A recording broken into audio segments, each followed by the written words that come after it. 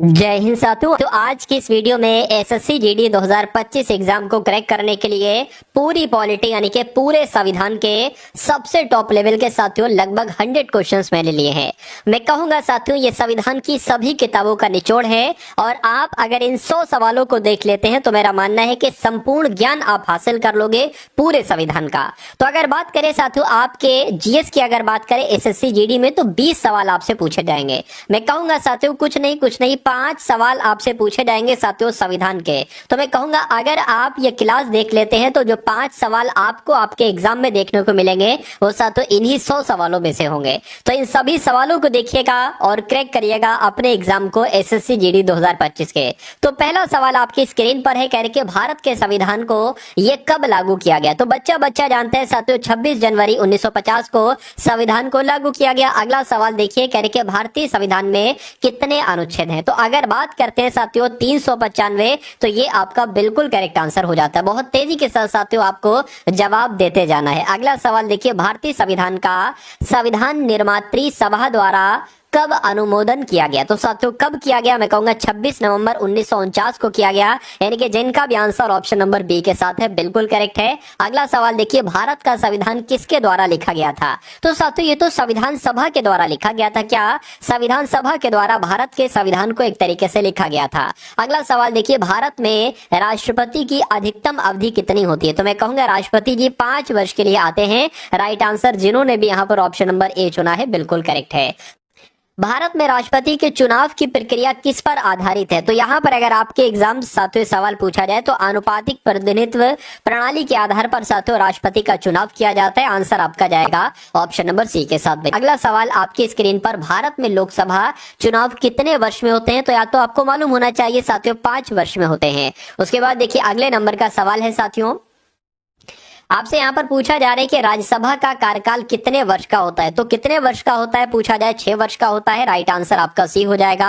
भारत में सर्वोच्च न्यायालय की स्थापना कब हुई थी। तो भारत में सर्वोच्च न्यायालय की स्थापना साथियों कब हुई थी, 1950 में हुई थी। साथियों अगर आप ये पीडीएफ लेना चाहते हैं तो इसका तरीका मैं आपको बता दूंगा, निःशुल्क ये पीडीएफ आप कैसे पा सकते हैं। उसके बाद देखिए कहने के भारत में सर्वोच्च न्यायालय के प्रधान न्यायाधीश की नियुक्ति कौन करते हैं। तो साथियों कौन करते हैं, ये काम राष्ट्रपति करते हैं। कौन करते हैं साथियों, राष्ट्रपति करते हैं। आंसर आपका जाएगा ऑप्शन नंबर बी के साथ। अगला सवाल आपकी स्क्रीन पर कह रहे भारत में राज्यपाल का कार्यकाल कितने वर्ष का होता है। तो कितने वर्ष का होता है साथियों, 5 वर्ष का होता है। राइट आंसर आपका ए हो जाता है। अगला सवाल देखिए कह रहे भारत में संसद की 2 शाखाएं हैं। तो भारत में जो संसद की 2 शाखाएं हैं, मैं कहूंगा एक लोकसभा है और दूसरी राज्यसभा है। तो ऐसा कहां पर लिखा हुआ है, ऐसा आपका ऑप्शन नंबर सी पर लिखा हुआ है।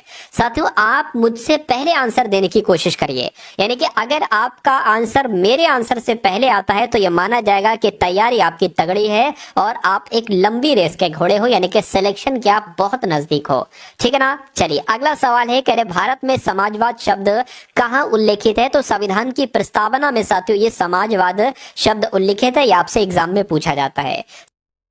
भारतीय संविधान में नागरिकों के मौलिक अधिकार किस भाग में है साथियों। तो आप कहेंगे भाग 3 में। कौन से भाग में मौलिक अधिकार, तो आप लोग ध्यान रखेंगे भाग 3 में है। अब उसके बाद देखिए साथियों नेक्स्ट नंबर का सवाल आपसे क्या कह रहा है, कह रहा है कि राज्यसभा में सदस्यों की अधिकतम संख्या जो होती है तो कितनी होती है। मैं कहूंगा 250 होती है। कितनी होती है साथियों, 250 होती है। अगला सवाल है, कह रहे कि भारत में सर्वोच्च न्यायालय के न्यायाधीशों की अधिकतम संख्या कितनी हो सकती है। तो मैं कहूंगा साथियों लगभग 31 हो सकती है। राइट आंसर आपका ए हो जाता है। अगला देखिए कह रहे कि भारत में राष्ट्रपति का चुनाव किस प्रणाली के तहत होता है। तो जो राष्ट्रपति का चुनाव होता है मैं कहूंगा ये अप्रत्यक्ष चुनाव प्रणाली के द्वारा होता है। ये सवाल बहुत टॉप लेवल का है और आपके एग्जाम में इस बार पूछा जाएगा। साथियों देखिए अगर आपने वाकई में इस बार एसएससी जीडी में सिलेक्शन का साथियों सोच लिया है तो मैं कहूंगा इस चैनल पर अगर आप नए हैं और आपको सिलेक्शन लेना ही लेना है तो साथियों रेड कलर में लिखा होगा सब्सक्राइब, तो उसको साथियों सब्सक्राइब करके सब्सक्राइबर बन जाइए इस चैनल के। क्योंकि अगर वाकई में साथियों सिलेक्शन लेना चाहते हैं तो जो कंटेंट आपको दिया जाता है उसको साथियों 100% पढ़िए और हर एक वीडियो को साथियों लाइक कीजिए ताकि मेरा मोटिवेशन बढ़ जाए और अगली क्लास में आपके लिए और महत्वपूर्ण लाऊं और संभावित प्रश्न लाऊं जो आपको पढ़ाया जाए और वही आपके लिए आ जाए, तो ये बहुत अच्छा आपके लिए होगा। ठीक है ना। क्योंकि साथियों मेरा टारगेट है, मेरा मकसद है कि हर एक ग्रामीण इलाके से एक घर से जो सिलेक्शन चाहता है उसका हर एक घर से एक सिलेक्शन साथियों हो जाए, ऐसा मैं चाहता हूं। यानी कि जिसको सबसे ज्यादा जरूरत है उसको साथियों मिले। ठीक है, चलिए, और जो मेहनत करता है वाकई में साथियों उसका सिलेक्शन होता है। किस अनुच्छेद के तहत राष्ट्रपति भारतीय संसद को संबोधित कर सकते हैं? तो मैं कहूंगा अनुच्छेद 87 आपका राइट आंसर हो जाएगा। अनुच्छेद 87 के तहत राष्ट्रपति ही भारतीय संसद को संबोधित करते हैं। उसके बाद देखिए, भारतीय संविधान के पहले आम चुनाव साथियों कब हुए थे? तो मैं कहूंगा 1952 में हुए थे। कब हुए थे साथियों? 1952 में हुए थे। अगला सवाल देखिए, भारतीय संविधान का कौन सा भाग डीपीएसपी यानी कि directive principles of state policy यानी कि राज्य के नीति निर्देशक सिद्धांत के बारे में बात चल रही है कि राज्य के नीति निर्देशक सिद्धांत किस भाग में है? तो मैं कहूंगा भाग 4 में। कौन से भाग में साथियों? भाग 4 में। आंसर आपका बी के साथ जाएगा। अगला सवाल देखिए, भारतीय संविधान में समानता के अधिकार का उल्लंघन करने वाला कानून क्या कहलाया जाता है? तो मैं कहूंगा असंवैधानिक कानून कहलाया जाता है। राइट आंसर आपका अगर है ऑप्शन नंबर बी के साथ, तो बिल्कुल करेक्ट है। अगला देखिए, भारत में कितने राज्यों के मुख्यमंत्री होते हैं? तो अगर ऐसा आपसे सवाल पूछा जाए तो 28 आपको बतला देना है, क्योंकि वर्तमान समय में 28 राज्य हैं। अगला देखिए, भारत का पहला प्रधानमंत्री कौन थे? आपको मालूम होना चाहिए, सभी को पता है, पंडित जवाहरलाल नेहरू पहले प्रधानमंत्री थे। अगला सवाल आपकी स्क्रीन पर देखिए सवाल को साथियों और बताइए राइट आंसर क्या होगा। चलिए, तो भारत में सबसे पहले संविधान संशोधन की अगर बात करते हैं तो कब किया गया? क्या 1951 को किया गया? मैं कहूंगा बिल्कुल साथियों 1951 को ही आप लोग ध्यान रखेंगे संविधान में पहला संशोधन किया गया। उसके बाद देखिए, भारत में राज्यसभा के सदस्यों का चुनाव किस प्रक्रिया से होता है? तो किस प्रक्रिया से होता है साथियों? अप्रत्यक्ष चुनाव प्रक्रिया से होता है, ये भी आपको मालूम होना चाहिए। आंसर आपका जो जाएगा वो ऑप्शन नंबर बी के साथ जाएगा। भारतीय संसद में लोकसभा की सदस्य संख्या कितनी है? तो मैं कहूंगा कितनी है साथियों? इसमें से अगर 543 होता तो मैं कहता बिल्कुल सही हो जाए, यानी कि 543 आप लोग याद रखेंगे। उसके बाद देखिए, भारतीय संसद में हड़प जो हड़ताल का अधिकार है किसके तहत आता है? आपसे पूछा जा रहा है, तो मैं कहूंगा अनुच्छेद 19 आपका यहाँ पर राइट आंसर हो जाएगा। क्या राइट आंसर होगा? अनुच्छेद 19 आपका राइट आंसर होगा। भारतीय संसद में राष्ट्रपति की शक्तियों की सीमा क्या है? यानी कि राष्ट्रपति की शक्तियों की सीमा क्या है? विधायिका द्वारा निर्धारित, यानी कि राष्ट्रपति की जो शक्तियां विधायिका द्वारा निर्धारित की जाती है, न्यायपालिका द्वारा निर्धारित की जाती है, संविधान के द्वारा या राष्ट्रपति के द्वारा? तो मैं कहूंगा संविधान के द्वारा निर्धारित की जाती है। आंसर आपका जाएगा ऑप्शन नंबर सी के साथ। अगला सवाल देखिए, भारत में संसद की जो बैठकों की अवधि होती है उसको क्या कहा जाता है? उसको क्या कहा जाता है साथियों? उसको संसद सत्र कहा जाता है। क्या? उसको संसद सत्र कहा जाता है, आपको मालूम होना चाहिए। अगला देखिए, भारतीय संविधान में किस अनुच्छेदों में राज्यों की सूची का उल्लेख किया गया? तो अगर आपके एग्जाम में पूछा जाए कि राज्यों की सूची का उल्लेख किया गया है तो आपको बताना है अनुच्छेद 246 में राज्यों की सूची का उल्लेख किया गया है। साथियों, ये जो क्वेश्चंस मैं आपको करवा रहा हूं ना, ये सभी के सभी सवाल आपके मनोमस्तिष्क में स्टोर होते जा रहे हैं, आपको मालूम पड़ रहा हो चाहे ना मालूम पड़ रहा हो। आप जब अपने एग्जाम में देने जाएंगे अपने एग्जाम को, तो ये सवाल जब आपके सामने से गुजरेंगे तो आपका उत्तर आपका मस्तिष्क खुद ब खुद बता देगा।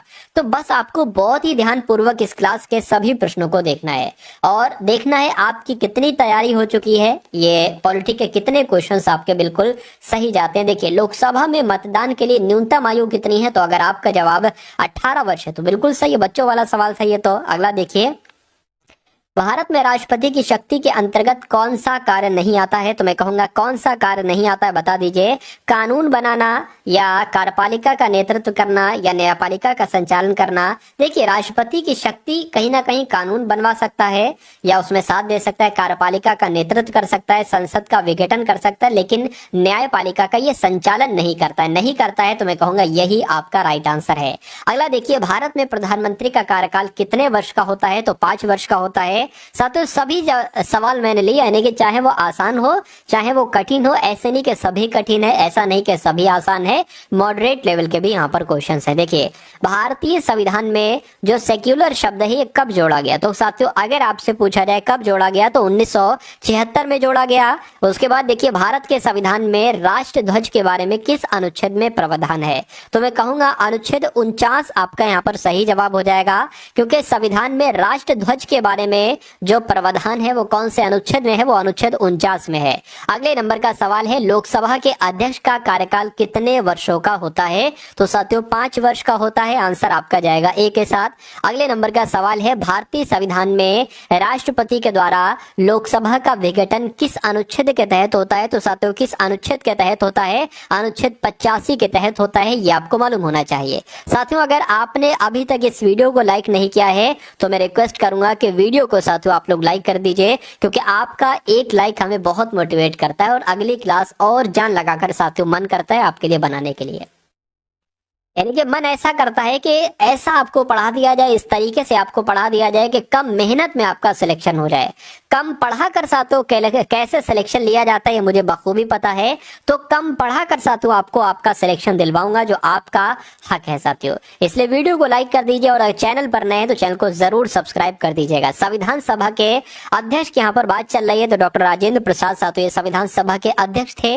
अगला देखिए आपकी स्क्रीन पर करके भारत में अधिकार पत्र यानी कि राइट टू इंफॉर्मेशन किस वर्ष लागू किया गया? तो ये कब लागू किया गया? 2005 में लागू किया गया। आंसर आपका बी के साथ जाएगा। भारत में राज्यसभा के सदस्य कितने वर्षों के लिए चुने जाते हैं? तो कितने वर्षों के लिए चुने जाते हैं? मैं कहूंगा 6 वर्षों के लिए चुने जाते हैं। आंसर आपका ए हो जाता है। अगला देखिए भारत में कितने न्यायिक न्यायालय है? तो अगर आपका राइट आंसर क्या होना चाहिए? मैं कहूंगा 25 है, तो मैं कहूंगा बिल्कुल साथियों 25 आपका राइट आंसर है।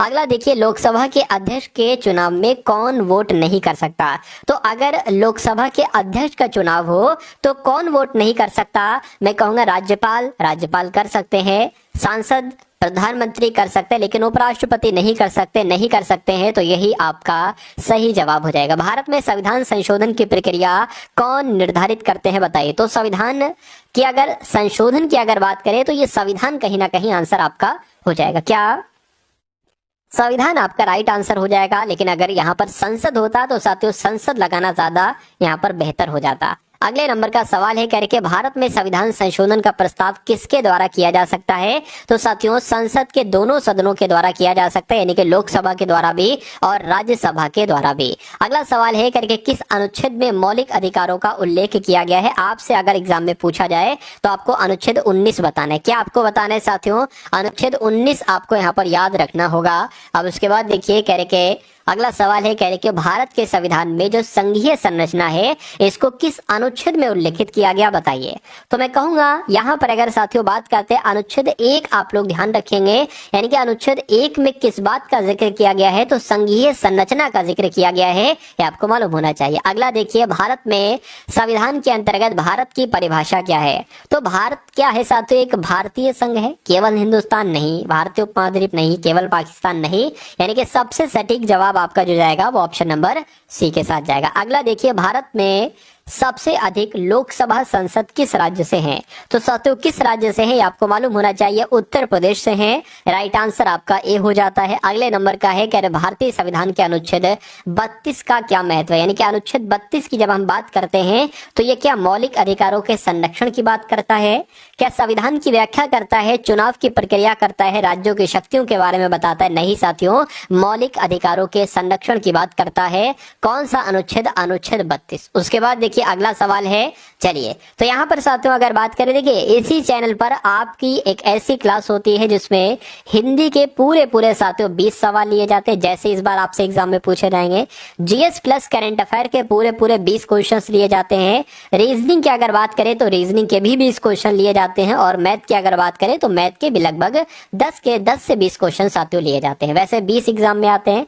तो ये साथियों 80 क्वेश्चंस का आपका मॉडल पेपर होता है। मैं कहूंगा कि मैं कोशिश करता हूं डेली एक मॉडल पेपर देने की। तो अगर आप अपनी तैयारी को मजबूत करना चाहते हैं, आप अपनी तैयारी को धार देना चाहते हैं और आप चाहते हैं कि इस बार 100% 39,000 वैकेंसी में से आपका एक सिलेक्शन हो जाए, तो मैं कहूंगा इस फुल मॉक टेस्ट वाली क्लास को साथियों मत छोड़ा करिए।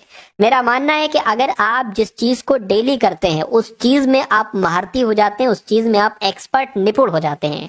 तो अगर आप डेली 20 सवाल पढ़ोगे, डेली 20 जीएस के पढ़ोगे, डेली 20 क्वेश्चन रीजनिंग के कॉन्सेप्ट देखोगे, मैथ के कॉन्सेप्ट देखोगे, तो मैं कहूंगा इन 4 विषयों में आप एक्सपर्ट हो जाओगे, निपुण हो जाओगे। और जब यही सवाल आएंगे आपके एग्जाम में तो मैं कहूंगा पेपर आप बहुत आराम से साथियों फोड़ दोगे, पेपर आप बहुत आराम से क्रैक कर दोगे। और यही तो आप चाहते हो, क्योंकि देखिए बेहिसाब पढ़ना, एक तरीके से जो डायरेक्शन है, जिस टाइप के क्वेश्चंस आते हैं वैसे ना पढ़ना, ये सबसे बड़ी गलती है। तो मैं कहूंगा कि डेली क्लास लिया करिए। चलिए, तो बाकी आप खुद समझदार हैं और अभी समय है तो पढ़ लीजिए, वरना फिर बाद में पछताए होत क्या, यही कहा जाता है ना। तो चलिए, इसलिए अभी समय है, आप लोग पढ़ लीजिए अच्छे तरीके से, और मैं भी आपके लिए पूरा लगा हुआ हूँ।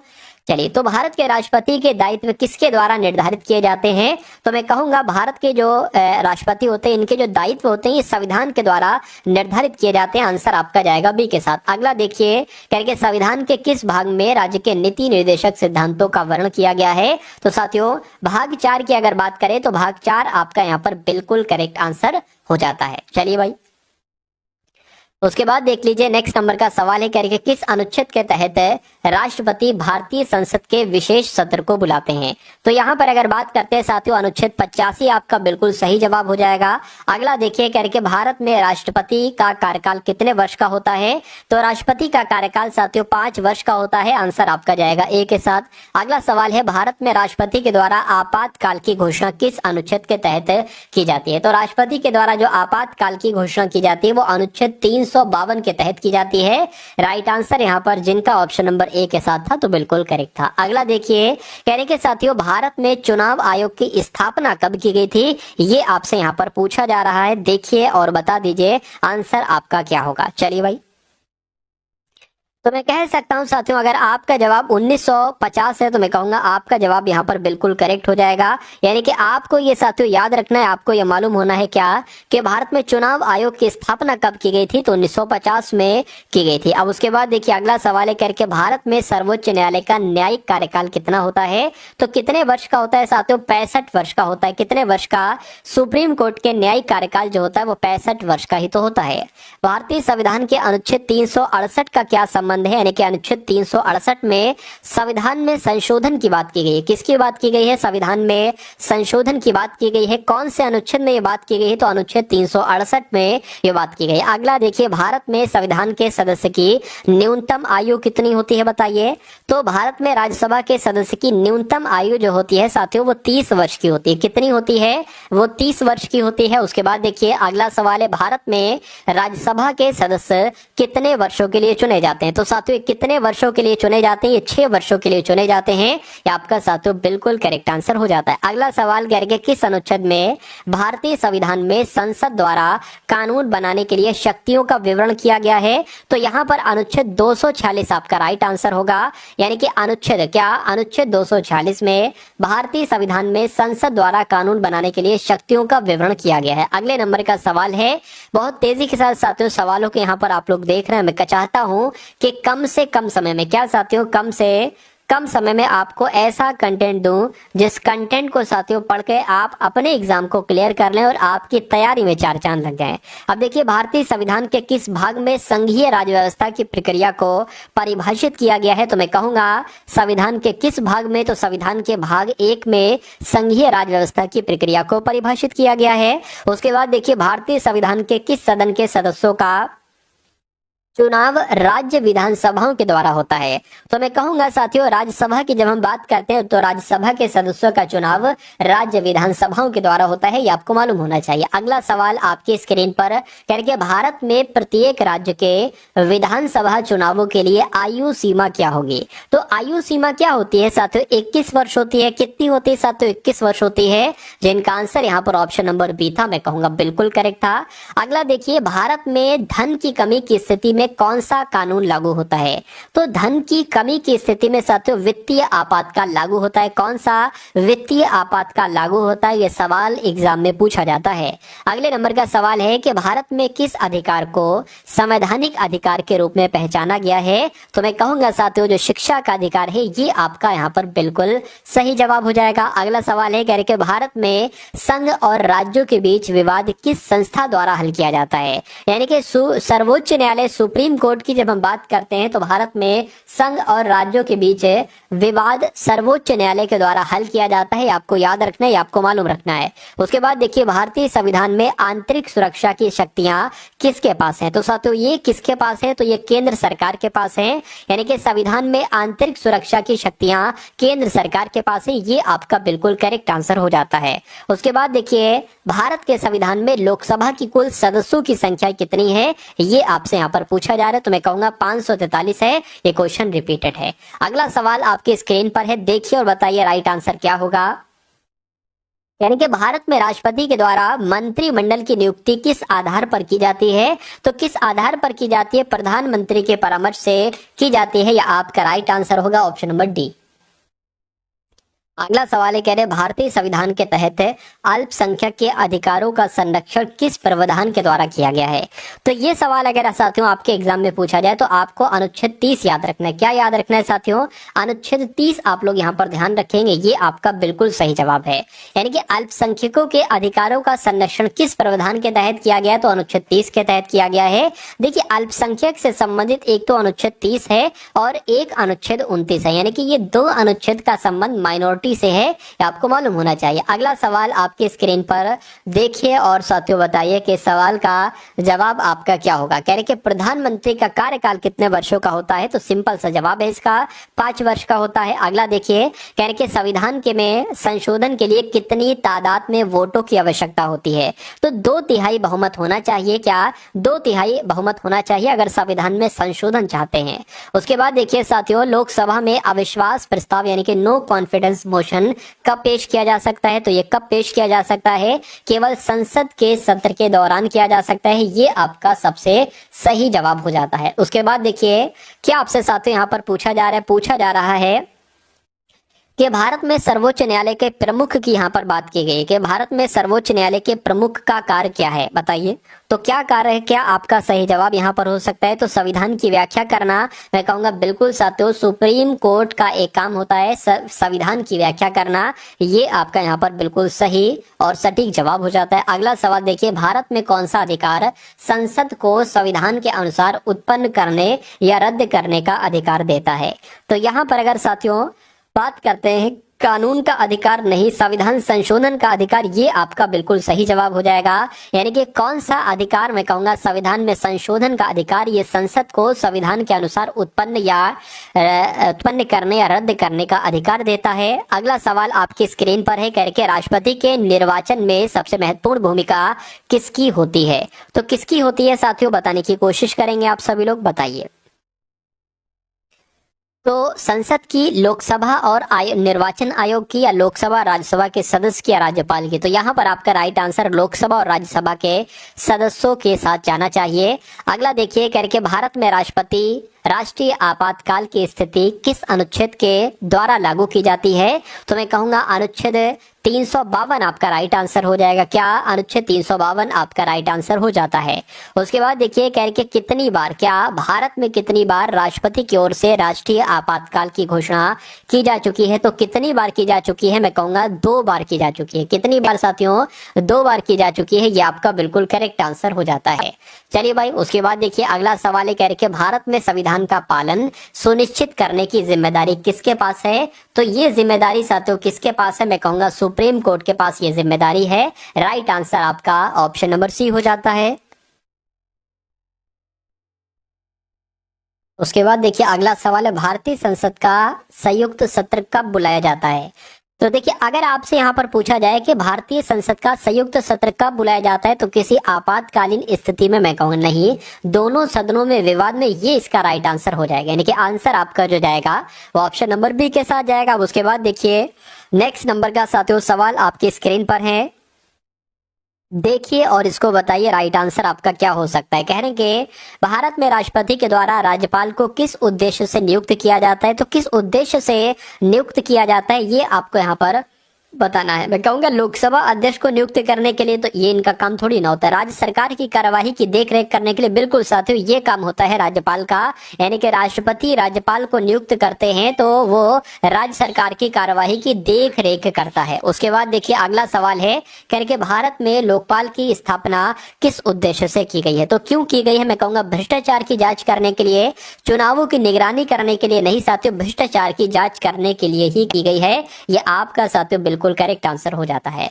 चलिए अगला सवाल देखिए, इनके भारत में राष्ट्रपति द्वारा आपातकाल की घोषणा के बाद कितने दिनों के अंदर संसद की मंजूरी प्राप्त करना आवश्यक है। तो मैं कहूंगा 15 दिनों के अंदर साथियों संसद की मंजूरी प्राप्त करना आवश्यक है। ये आपका राइट आंसर हो जाता है। उसके बाद देखिए संविधान में अनुच्छेद 370 जो है ना, ये किसके संबंध में था। तो मैं कहूंगा ये जम्मू कश्मीर को विशेष दर्जे से साथियों संबंधित था। आंसर आपका ए हो जाता है। खैर अगला सवाल देखिए, भारत के संविधान में केंद्र और राज्यों के बीच विवाद को हल करने के लिए कौन सी संस्था है। तो इस काम के लिए साथियों कौन सी संस्था है, मैं कहूंगा सुप्रीम कोर्ट है। क्या सुप्रीम कोर्ट यहां पर आपका राइट आंसर हो जाएगा। उसके बाद देखिए भारत में आपातकाल को लागू करने का अधिकार किसे है। तो यहां पर अगर बात करें साथियों किसको है, ये आपसे पूछा जा रहा है। आपातकाल को लागू करने का अधिकार तो राष्ट्रपति के पास ही है। किसके पास साथियों, राष्ट्रपति के पास ही है। भारतीय संविधान में राष्ट्रीय हित के तहत कोई नीति का निर्धारण किसके द्वारा किया जाता है। तो किसके द्वारा किया जाता है, प्रधानमंत्री, राष्ट्रपति,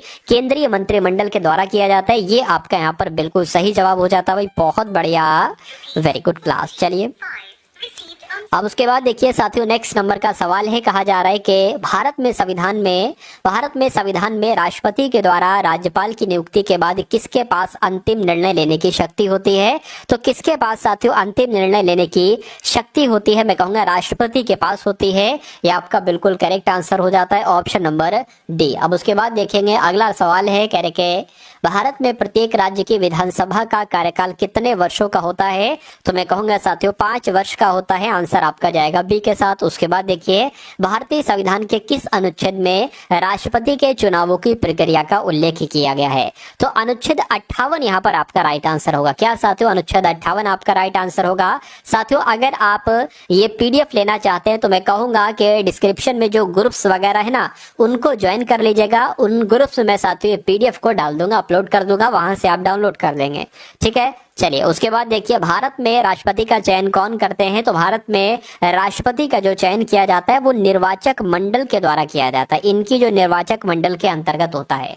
निर्वाचक मंडल के अंदर कौन कौन होते हैं, लोकसभा के सदस्य होते हैं, राज्यसभा के सदस्य होते हैं, ठीक है ना, या मैं कह सकता हूं दोनों सदनों के सदस्य और राज्यों के प्रतिनिधि होते हैं। ये इसका सबसे सही और सटीक जवाब होता है। भारत में किसने सर्वप्रथम संविधान सभा के अध्यक्ष के रूप में कार्य किया था। तो किसने किया था साथियों, डॉक्टर राजेंद्र प्रसाद ने किया था। ये आपका यहाँ पर बिल्कुल करेक्ट आंसर हो जाएगा। अगला सवाल देखिए, भारत में संविधान सभा के लिए संविधान संशोधन के लिए संसद के किस सदन में प्रस्ताव पेश किया जा सकता है। तो मैं कहूंगा साथियों लोकसभा या राज्यसभा में से कोई भी किसी में भी संविधान संशोधन के लिए संसद के किसी भी सदन में प्रस्ताव को पेश किया जा सकता है। उसके बाद देखिए भारत में संघीय प्रणाली किसके तहत काम करती है।